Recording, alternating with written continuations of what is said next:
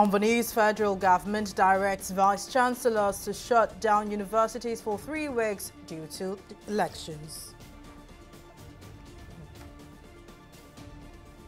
NNPC Limited assures the Independent National Electoral Commission of adequate fuel supply for 2023 general elections.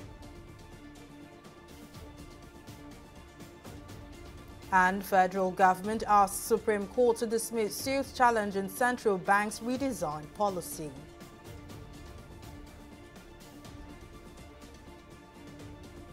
Glad to have you join us on News Now. I am Mary Kanu. The federal government has directed the closure of universities across the country for 3 weeks for the conduct of the coming elections. The National Universities Commission, NUC, broke the news in a letter addressed to vice-chancellors and directors of inter-university centers. NUC's Deputy Executive Secretary of Administration, Chris Mayaki, said the directive followed an order by Adamu, the Minister of Education. Mayaki said all universities in the country are to be shut from February 22nd to March 14th to allow students participate in the general elections. And the Minister of State for Petroleum Resources, Timothy Silva, says the Nigerian National Petroleum Company, NNPC Limited, has agreed to work with the Independent National Electoral Commission, INEC, to ensure adequate provision of petroleum products during the forthcoming polls. Silva, who disclosed this to State House correspondents after the Federal Executive Council meeting presided over by President Muhammadu Buhari at the Council chamber on Wednesday, maintained that the federal government is working to resolve the issue of distribution of the products to ease the flow and movement of election materials during the polls. This is quite unfortunate. We are not happy at all what is going on. Every hand is on deck. As I said earlier, the Ministry of Petroleum is not in control of all the factors that lead to scarcity, in the sense that there are forex issues as well and other issues. But at the moment today, there is supply. But unfortunately, the distribution and movement of the product to various destinations is now, we are experiencing some bottlenecks. And I want to assure you that everything is being done. The NNPC Limited, NMDPRA, all the marketers, everybody's hand is on deck to ensure that this problem is resolved. And to also inform you, today we had a briefing from INEC, and INEC has also engaged NNPC, and NNPC has assured INEC that petroleum product supply to INEC will not be a problem, and so that will not likely affect the election at all. Hours after the Supreme Court restrained the Central Bank of Nigeria and the government from sticking to the February 10th deadline for people to swap their old Naira notes for the new ones, the federal government has approached the Apex Court, asking it to dismiss the original suit challenging that deadline set by the CBN. In a preliminary objection filed on Wednesday through his lawyers, the Attorney General of the Federation, Abubakar Malami, argued that the Supreme Court lacks the jurisdiction to entertain the matter. President Muhammadu Buhari had met with the CBN Governor Godwin Emefiele and Attorney General of the Federation at the Presidential Villa, Abuja, shortly after the Supreme Court ruling, but the outcome of the meeting is yet to be known. Despite the Supreme Court's interim injunction restraining the CBN from enforcing the deadline for phasing out the old notes, more commercial banks have shut their doors to customers, halting cash operations while putting out notices informing customers that the deadline still stands. The CBN too has not given any indication yet that it is going to comply with the ruling of the Supreme Court. There are unconfirmed reports that the Apex Bank may choose to ignore the Apex Court's ruling on the argument it was not a party to the case before the courts. Well, joining me on the news right now to speak more on this is legal expert Evans Ufeli. Thank you very much for joining me on the news. Now, there have been arguments in some quarters that the Supreme Court acted outside its jurisdiction in its ruling, which has prompted the suit filed by the Attorney General. Do you agree with that? And what do you make of the argument by some that the CBN is not party to the case before the Apex Court and that the ruling could not apply to it? Well, the Supreme Court did not act outside its jurisdiction because once a matter is brought before a court, okay, whether or not the court have jurisdiction, the court must first of all assume jurisdiction to determine whether it has jurisdiction or not. That is the law. In this case, the federal government have filed a preliminary objection to the effect that the Supreme Court have no jurisdiction, given the fact that there's a dispute with the CBN and the Nigerian citizen in terms of how it has managed its policy of the redesign of the Naira notes. But the truth is that when a preliminary objection has been filed, that preliminary objection must be heard, okay? And how will the court hear the preliminary objection? The court must first assume jurisdiction to now hear the preliminary objection, the details and the merit of the preliminary objection to determine whether it has jurisdiction or not. So the order the court made already is an ex parte application, that was filed together with the substantive application by the 3 states. And then because of the urgency of the case, the Supreme Court has to, first of all, make that interlocutory order asking parties to maintain the status quo, that the federal government should not go ahead with its plan to make the Naira, the old notes, no longer a legal tender from 10th of this month. So there is no issue of the Supreme Court acting outside the jurisdiction. What would have raised an issue is whether or not the case was brought before the appropriate court. But all that will be determined between now and the next adjourned date, which is on the 15th. Now, let me ask, so far the CBN has not given any indication it plans to comply with the ruling of the Apex Court. Now, if that happens, what can the Supreme Court do?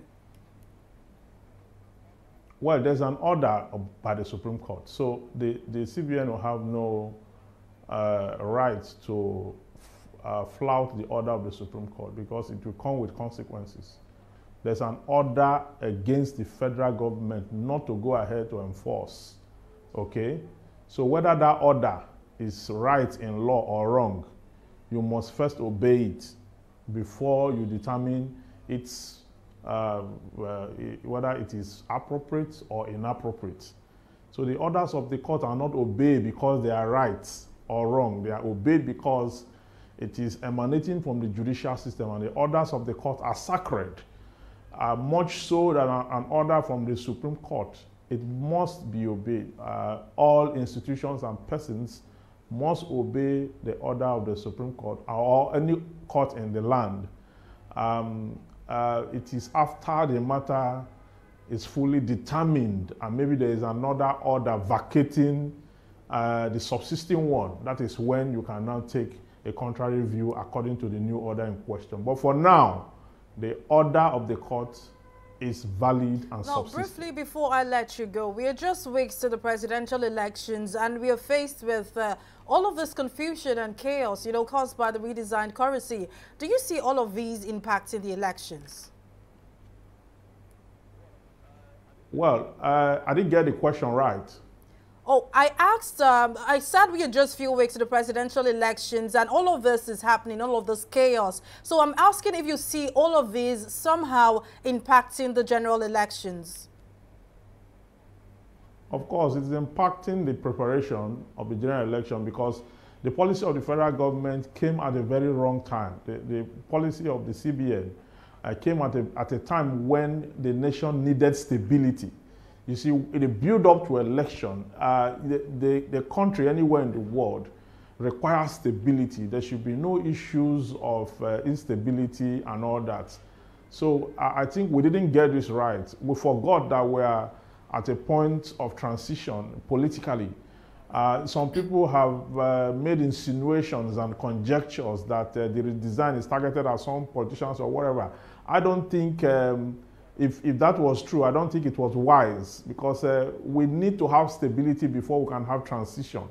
The Nigerian state is already going through a lot, from insecurity issues to lack of wealth, to recession, to economic downturn, to so many issues that are weighty enough to destabilize the country. And now to come with a Naira redesign where people can no longer get cash as much as they want, and you also have a deadline for which the old Naira note will cease to be a legal tender. And you have election just maybe just 15 days away from the day the old note will cease to be a legal tender, and there is no adequate supply of the new Naira notes. What you have is total chaos, which was avoidable. I don't think there's any need to introduce this redesign of the Naira at this time of the year when we are building up to election. And we create this kind of problems for ourselves. Now everywhere is overheated. People are protesting all over the place. And we need this stability. We've said it time without none that the federal government, with its policy, the federal government must understand the psychology of the Nigerian state. That people are just living at the verge of survival. That anything that will spike controversy or spike issues may lead to issues that they would take the country on a setback. And that is why the federal government must resolve this issue, because this election must hold. Otherwise, we'll run into a constitutional crisis. We need to talk about interim government and the rest of it. And that will lead to a lot of issues. And we don't want this democracy to be disrupted by any... All right, now, I'm afraid that's how much we can take on the news. Evans Ufeli, legal expert, thank you for your time and contribution.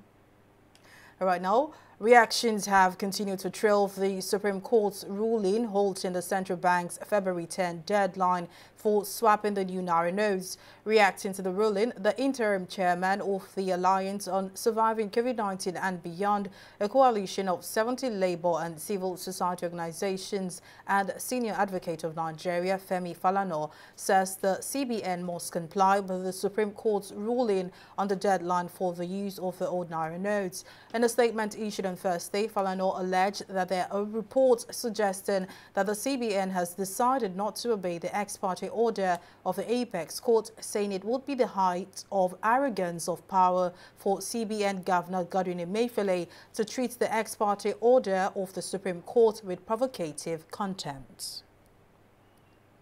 And to coordinate the activities geared towards ensuring smooth transition of power from the current administration to the next, President Muhammadu Buhari has approved the establishment of a Presidential Transition Council. The development was announced on Thursday in a statement by the Director of Information in the Office of the Secretary to the Government of the Federation, Willie Bassi. Bassi said the council will be inaugurated on February 14th by the SGF, and members are expected to attend the inauguration in person, revealing that the president has signed an executive order approving a framework to support the smooth transition of power. And no fewer than 29 political parties under the umbrella body of Coalition of Political Parties in Lagos State, COPELS, have endorsed the presidential candidate of the All Progressives Congress, Bola Tinubu, and his vice presidential candidate, Senator Kashim Shettima, in the forthcoming polls. The group also endorsed the re-election bid of Governor Babajide Sanwo-Olu for another term in office and other candidates of the party. COPELS pledged to mobilize over 2 million non-APC members' votes across the state for both the party's presidential and governorship candidates. Today in Lagos State, we, the opposition of Register and the Register political party under the umbrella of COPELS, openly endorse Asiwaju Bola Ahmed Tinubu for president, Kashim Shettima as vice president, and re-election of Babajide Olusola Sanwo-Olu as the governor and Dr. Olufemi Hamzat as deputy governor. Without missing words, we have all agreed to go out to our teaming supporters of who are non-APC members, and let them know the reasons why Asiwaju is the best option and why Babajide Sanwo-Olu should be given second time to complete all the laudable projects embarked on in Lagos State. We will make sure that we get now over 2 million non-APC members vote across the state for both the presidential and the governorship candidates. The INEC has shown that we have the numbers And it is the numbers that we want to display. We want to show every resident of Lagos that it is APC up to down. A man that we all in this room know. A man that we all in this room have had direct and indirect encounter with. And we know that at this point in time is the best fit for the country. And you've seen also his vice presidential candidate going around showing us that it is a team that is unbeatable. To welcome the Chinese New Year, which officially begins on January 22nd, the Confucius Institute of Chinese in Nigeria has organized a symposium in celebration of the year of the 2023 Rabbit Lunar New Year in Nigeria, also referred to as the Spring Festival. The event took place at the University of Lagos on Thursday and marks the start of a new year to enhance the cooperation and maintain the tradition, culture and custom of the Chinese national in Nigeria. Guest speakers at the event highlighted some of the mutual benefits and contribution that the Chinese community has brought to the development of Nigeria's society. It's our starting to celebrate the China New Year, and we for reunion for our family. We're celebration, so for happiness, for getting together. So we are pursuit of the happiness. We pursue this pursuit of our goal. So we are achieving our performance like that. So it's a reunion a family for the whole China to celebrate it. For China and Nigeria is a good relationship between the both sides. It clearly shows the distinctive personality, integrity, peculiarities of the Chinese. It is quite significant, and they have been celebrating it on a yearly basis without missing that. And I think that one is quite significant. More importantly, people who are learning the Chinese language, the Chinese culture, have been introduced into it in such a way that the anniversary, the New Year, provides an excellent opportunity now to showcase what China and our people stand for. As you can see, you saw all the presentations of Nigerian young people who can speak very well in Chinese, who can engage with Chinese music, and as you could see, they were even adapting it to evolve a new blend.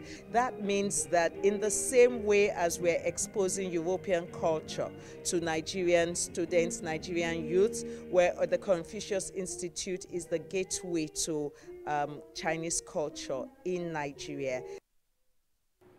We'll take a break here, but still to come, hope fade as Turkey's Syria quick toll sits at 17,500. We'll bring you details of the story and more right after this break.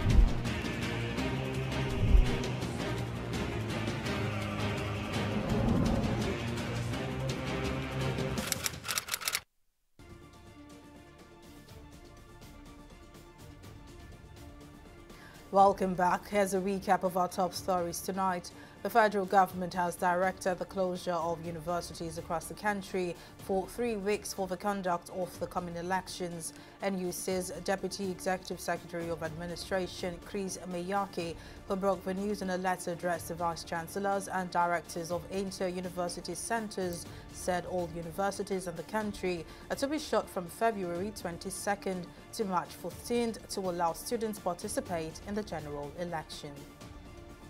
We also told you that the Minister of State for Petroleum Resources, TV360 Silva, says the Nigerian National Petroleum Company, NNPC Limited, has agreed to work with the Independent National Electric Commission, INEC, to ensure adequate provision of petroleum products during the forthcoming polls.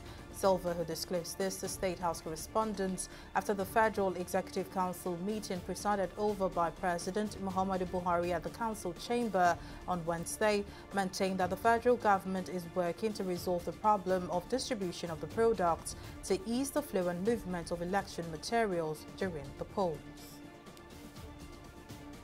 Well, in case you missed any of the news bulletin or for more updates, you can catch us on Limex World TV or log into our website in www.tv360nigeria.com. You can also follow us on our social media platforms on Twitter, Instagram and YouTube at TV360 Nigeria. On Facebook, we're at TV360 Online.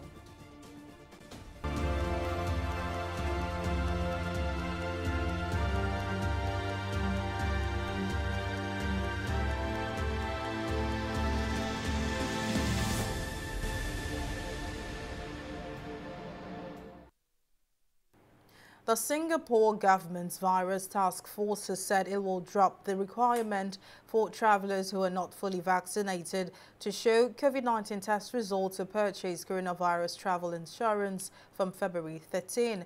In a statement, the Health Ministry said masks will still be mandatory in healthcare settings where there is interaction with patients and in indoor patient-facing areas. Masks will also not be required to be worn on public transport as authorities lowered the disease outbreak response level to green from yellow, indicating COVID-19 is not threatening. We'll take a short break and return with business updates. So stay with us.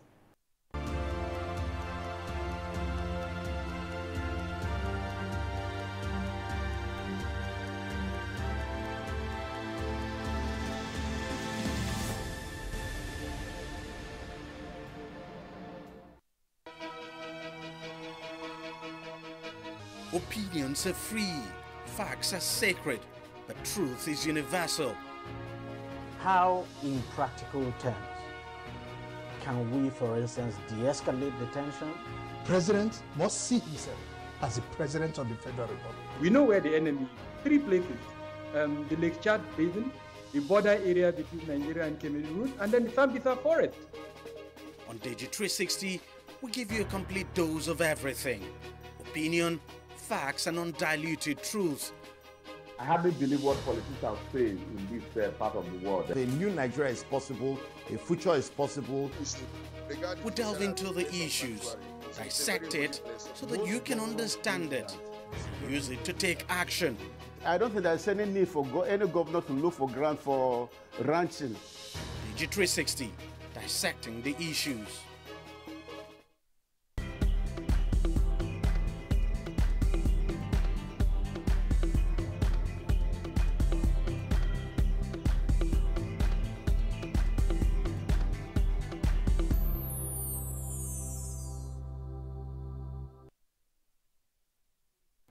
Welcome back. It's time for business news and stock market review with Simisola Adigun. Simisola, over to you. Thank you very much, Mary. Welcome to Business News.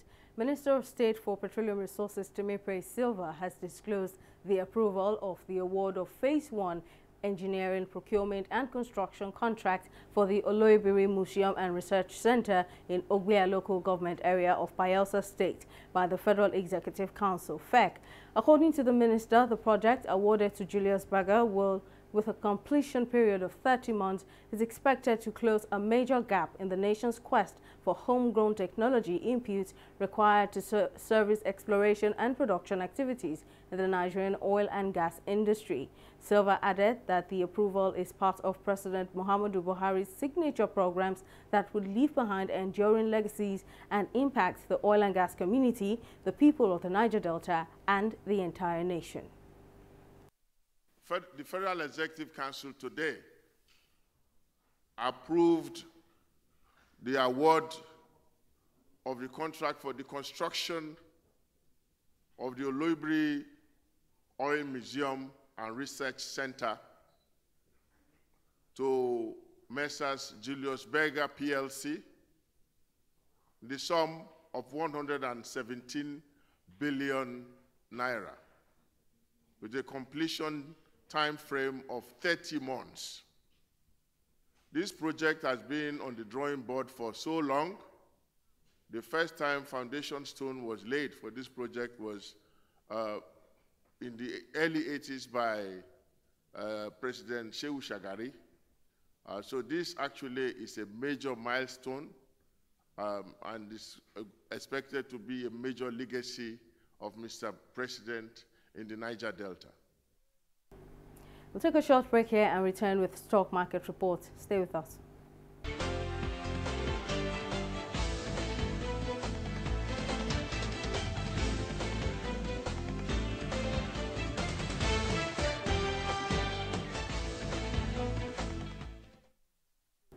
At the close of Thursday's trading session, the market decreased by 0.12%, an equivalent of 36 million naira, leaving investors to take profit from previous day's gains. The Nigerian Exchange Limited All-Share Index and equities market capitalization also decreased from previous day's high to 54,359 basis points and the 29.6 trillion mark. Thursday's top decliners, Nigerian Breweries and GlaxoSmithKline Consumer, set the bearish sentiment on with 47 naira.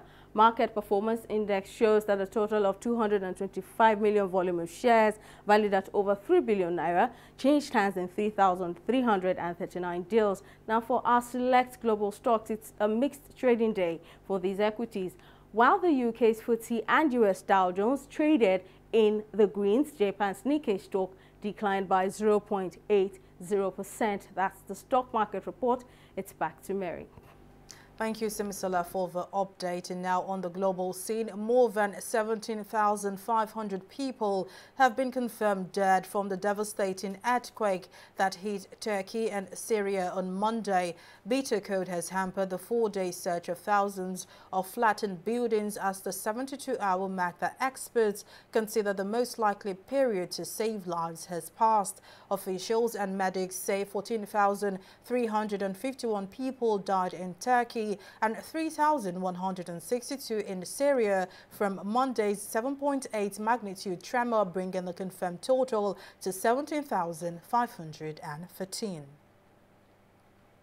And in sports, African football is set to embark on a new era with greater investment in football development and the chance for more teams to shine on the global stage, FIFA President Gianni Infantino has said, speaking at the opening of the 2-day event in Paris, which was organized to present the strategy for FIFA Forward 3.0 and outline good governance principles. Infantino emphasized the importance of encouraging more players to remain in Africa to exercise their profession.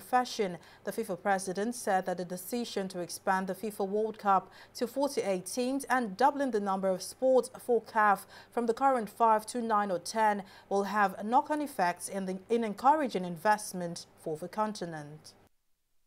As you know, my vision, which is our vision, is to make football truly global. And this shouldn't be just words. These have to be actions and facts, but to do that, we have to work all together as a team on the pitch with the right tactical planning, with the right tactics on the field, where everyone has his own position, where we learn from each other, where we can rely on each other. And the first thing I want to assure you of is that you can rely on FIFA. FIFA is your teammate, FIFA is with you, the FIFA president, the whole team, with Gelson, with Kenny, with everyone who is part of the great FIFA team is here for you. FIFA, the new FIFA has changed its mentality. We are at the service of football, we are at the service of our organizations. We don't serve ourselves from football. We are here to boost football, and it is really time that we change the dynamics, that we change the speed, that we change the gear when it comes to African football. Well, that's our package this evening. Thank you for watching. I am Mary Kanu. Bye for now.